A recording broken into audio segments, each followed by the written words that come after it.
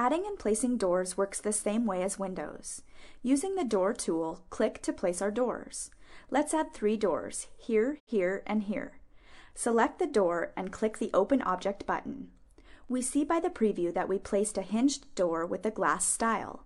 We could change this door style to slab or panel. We could also change the door to be a preset door from the Interior Designer library.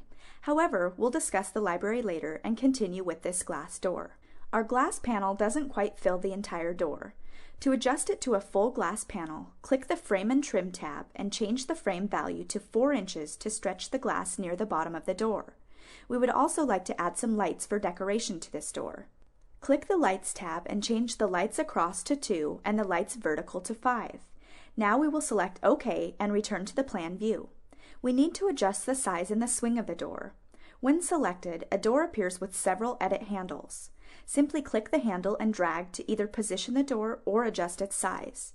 We can see that this door is 3 feet wide. Let's widen the door to 6 feet, making it a double door.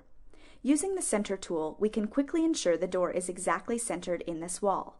Simply click the door, then the Center tool, and then click the item you want to center it on, in this case, the inside wall.